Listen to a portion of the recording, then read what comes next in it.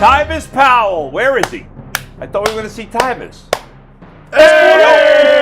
There he is. What's going on, everybody? How y'all doing? Happy Father's Day, Tyvis. Are you allowing your wife to actually sleep? Are you doing some of the heavy lifting there, Tyvis? Tyvis looks pretty refreshed and well slept there, buddy. Listen, hold on. First of all, let's get to the bottom of it. All right, I got a couple of things that I want to get off my chest. One, Bull, you out of line. First of all, you out of line for saying that. You think I would let my sweet wife just do all the work? That's not how I operate. So listen. So let me just be full transparent. This is the final kid that I'm having. Yeah, me and my wife have made the decision that we will not have any more kids past this one. Right. Okay. So with the first two, I will admit that I had other things going on, so I wasn't always hands-on with everything. My wife did a lot on her own with the kids. So with this final one, I wanted to make sure that I was a part of it. So how we did it is my wife has always been a night owl. So she takes the night shift. I've always been an early riser, so I take the morning shifts. So how we would do it is we went to bed at about 10:30, 11 o'clock. She would take him from that time to about 5 o'clock in the morning, and I would take him from 5 until she woke up for in the afternoon, which would be like 9, 10 o'clock. So I had him. That was my shift. So that's how we. I've changed just as many diapers as her. I fed him. I burped him. I've held him. I've done all of those things. I'm trying to be very hands-on with this experience. So that's impressive. So take that. Now, second thing I need to get to is Jason. Oh Lord, you a hypocrite. What I say? Oh boy. I don't like this because you like a Cavs apologist right now, and I'm not really here for it. Yes, Jason? you are. Don't give me that. Got two Cavs apologists on the stage. You're right. Yeah, man, Big Nuggets. Bull is the only one that's keeping it real. That's right. Bull's moving the goalposts. No. Listen, all I'm saying is this. It's funny to me that Jason can see all the positives in the Cavs, but when you bring up Shedeur Sanders and the Browns, they the worst people ever, although they won their last 2 division games. Oh, would you stop that? According One to has CBS, nothing to do with the other. best offseason in the whole NFL, but for some odd reason, that's only going to amount to 5 wins. I'm just saying. I don't. It's funny to me. One team went to the conference finals. It looked the horrible. other team can't put their shoes on the right feet. You want to compare them? That's not true. You want to compare them? Listen. I got them winning some games this year. I don't know what you. You had them winning games last year. To be fair, though, this is true. Yeah, they let me down. Ty, before we dive into your hot take, I got one very important question for you. What's that? Now, Social News Desk is not working, so we cannot show this video, and I'm very upset by it. But your new baby son, Trace, has a father who runs a 4.8640 and not a 4.4640. I thought you were always a 4.4 guy, my man. So listen here. 4.8. Hold on. Yeah. First of all, boy, that's very impressive for me. Okay, I haven't ran a 40 in 10 years. I'm 50 pounds heavier, and this was fresh off the couch. Like, what do you like? Hello? You're the one that told us you were a 4.4 guy every day of your life, and you can steal a base on Cooper Ingle. No, that can happen. That still can happen. Tyvis, What we're talking about. To your credit, my son asked me yesterday if I was in an alley and needed 5 friends for a brawl. Oh, Tyvis, I pick. Tyvis you definitely. were one of the 5 I picked. Tyvis and Earl have to be autos. Earl was on the list too. That might be all you need. I took Earl, Tyvis, Keith Britton. Keith's Keith's yoked. Who were my other 2? I don't remember. I was on the fence about G. Bush because I'm sure back in the day he could kick some butt, and he's huge, but he's also a mess physically. Injuries. I can't remember if I think I did ultimately take G. Bush too. That means you got a short roster of friends if you're taking injury-prone G. Bush. That's like, but he's huge. I mean, I love G to death, but still think we've seen G dislocate his knee walking from that door to this chair. I still think he could take somebody in a fight if he needed to. And I can't remember who my 5th person was. Oh, it should have been me. Bobby Baklava. No, it wasn't you. No offense. There was nobody else here. I don't know who else it was. Oh, it was Dustin. Was the 5th guy. I'm scrappy. Dustin's a decent. Even though he's too skinny now, but you know. I feel like Dustin's he's a scrappy guy. He seems like he's a. He was so I like my squad. That was my fighting squad. Yeah, so. You definitely make it out alive for sure. Yeah, we'll get out of there. All right, Ty, so you had 3 weeks of paternity leave to come up with a raging hot take for us today in your return to the Ultimate Cleveland Sports Show. So that hot take is what? My hot take for this week is that if I was the Cavs, I would be hesitant on giving Donovan Mitchell the extension. I know it's $70 million, $280 million for a max, but let me tell you why I'm a little bit hesitant. I would delay it. I would see if I could delay it for one more year. The reason being you don't have to worry about that. Jason, can I finish? Yes, I'm sorry. Go ahead.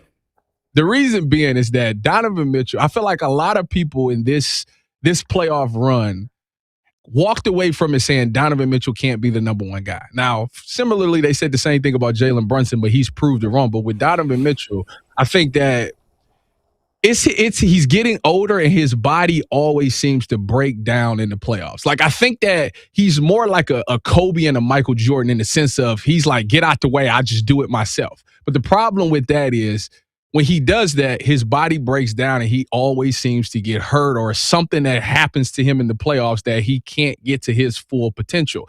And I just don't think I would want to give a max deal to a guy like that knowing that those things might happen. Another thing, I think that Donovan Mitchell, again, him being more like a Kobe and Michael Jordan as far as I'll do it myself, he doesn't get other guys involved. It hasn't been a time where we saw him continuously feed other guys and get them to have these stellar playoff performances. The biggest thing I could come up with was the night that, what was it, last year, 2 years ago, where Darius Garland was struggling. He kept getting him the ball, and Darius finally hit a three, and then they gave that hug. Like, that was the only time. Game 7 versus Orlando.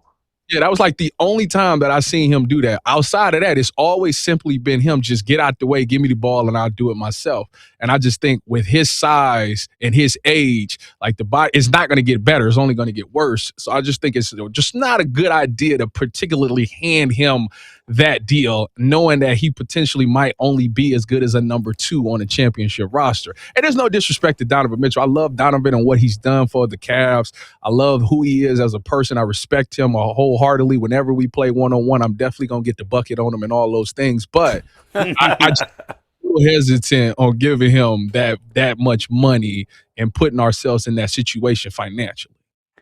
I don't think that's a hot take at all. I think that's reasonable, and I probably am more on your side than not. The problem they're going to run into is what do you do if you don't? And like they're going to sign him.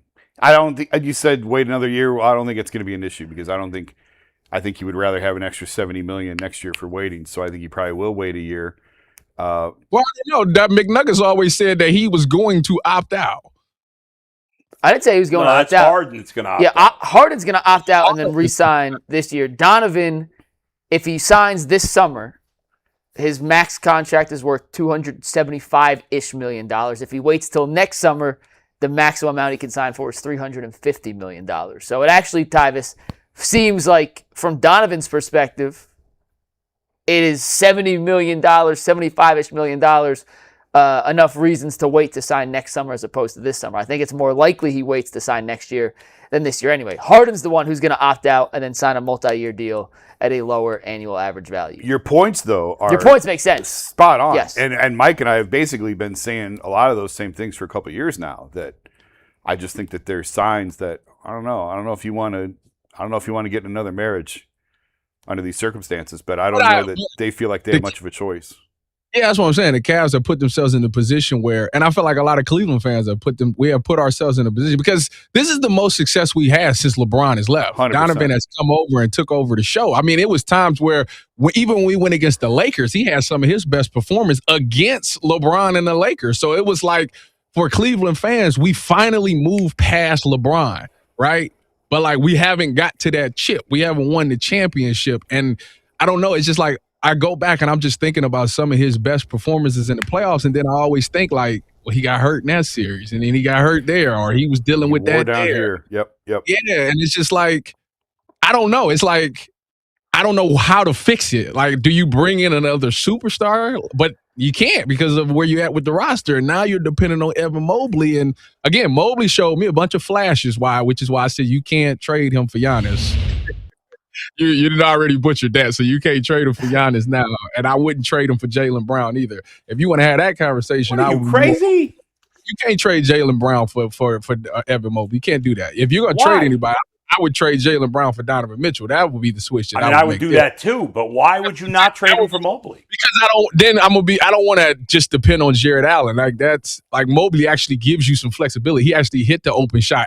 Mobley showed up a lot in this postseason. Again, everybody know that I was out on Evan Mobley the most. And I'm surprised by what I'm hearing here. It's crazy because there were rumors that Tyvis was going to name his baby Trace Evan Mobley Powell, and that's how high he was on Ev. I can't believe he said he would not trade Evan for Giannis. That's because you know why. I'm not. It's too late to do that. You should have did that at the deadline, but because you waited and because you said that you want to have a future with him, you got to ride it out. Now you didn't already sold me on it, so I'm not letting you backtrack. I'm with you. I said no to that one too. No, but you trade him for Jaylen. I would trade him for Jaylen. Jaylen has 2 more years of control. Giannis had the last. Hey, Ty, back to your point on Don. I think part of the reason we saw, especially in this playoffs, him struggle at different times was the fact that he's a really, really, really, really, really good scorer. That is Donovan's elite skill. We could all agree, right? Yeah. He doesn't have another thing he falls back on. He's an average, slightly above average playmaker. But when defense is kind of locked in on what he does best, he stopped trusting his, kind of like a quarterback, stopped trusting his eyes and was, I don't want to say seeing ghosts, but against Toronto at certain times, it certainly looked like he was seeing ghosts, not seeing Sam Merrill open in the corner because that's just not how his DNA is wired. His DNA is, I got to score, I got to get to the paint, I got to create opportunities, and when the defense is going to collapse, that's when I kick out. Teams stopped collapsing because he wasn't making those mid-range shots. He wasn't getting to the rim. And he was kind of stuck in no man's land. And for Donovan to be able to take that next step as an alpha, a true number one on a team that can win a championship, he's got to kind of take something out of Jalen Brunson's playbook, which is, if my scoring's not there, I have to become a better playmaker. Don't you think it's too late? Like, Tyvis, do you think it's too late for that to happen? Probably, but that is the next step he has to take if he's going to unlock it. I'm not saying he can, but I think that is the next step to unlocking Donovan as a true number one. He would have to take, like, James Harden's playmaking and add it to his game. Like that's what he's missing. And that's kind of what's kind of been holding the Cavs back. The one thing that I always said about Darius, which is why we always said one of the funny things, when Darius wasn't out there, we said the offense looks different. It looks like it's just not a lot of swinging. And Darius came out there and the ball swung around. That's because of the playmaking. And that's just the one thing that's why they had to go get James Harden, because he brought the playmaking out. He got the bigs involved in all those things. And like I say, in crunch time in these series, like we know teams kind of know you gonna do your thing. You gonna get, although this playoff series was a little up and down with you, but for the most part, you gonna get yours.